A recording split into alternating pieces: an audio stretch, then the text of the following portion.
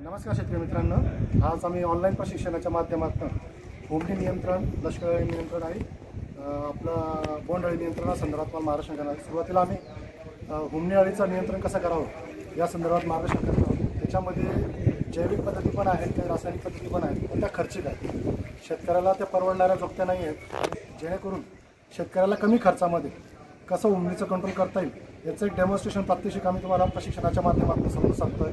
आत्मा कृषी विभाग बोलवड जिल्हा जळगाव यांच्या माध्यमातून आम्ही तुम्हाला हे हुमणीचं कंट्रोल कसं करावं या संदर्भात मार्गदर्शन करावं. सध्या हुमणीची जे भुंगे आहेत ते लिंबाच्या झाडावर, बोरीच्या झाडावर आणि बाबळीच्या झाडावर मोठ्या प्रमाणात सध्या आढळत आहेत. तर त्या आता कंट्रोल केल्या तर जास्त फायदेशीर आहे, कारण त्याची पिल्लं, अंडी आणि कोश अवस्था ही जमिनीत असल्यामुळे ते कंट्रोल करणं शक्य नाही होतं. पण त्याला खर्चिक बाब पण आहे. पण भुंगे कंट्रोल करण्यासाठी एक साधी आणि सोपी पद्धत आहे, जे डेमॉन्स्ट्रेशनच्या माध्यमातून तुम्ही आता करू शकतात. आपल्या शेतामध्ये एक पाण्याची बकेट किंवा केरोसिनयुक्त पाणी घ्यायचं आहे.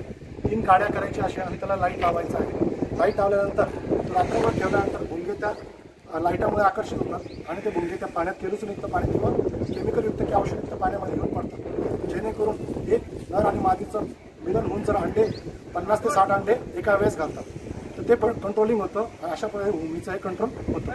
तर आमचं म्हणणं हे आहे, ऑनलाईनच्या माध्यमातून का असेना पण शेतकऱ्यांनी ते करावं, आता करावं. कारण की आता जर नाही केलं तर हुमणीचे अंडे घालायला सुरुवात करेल आणि नंतर हुमणीचा अटॅक वाढेल.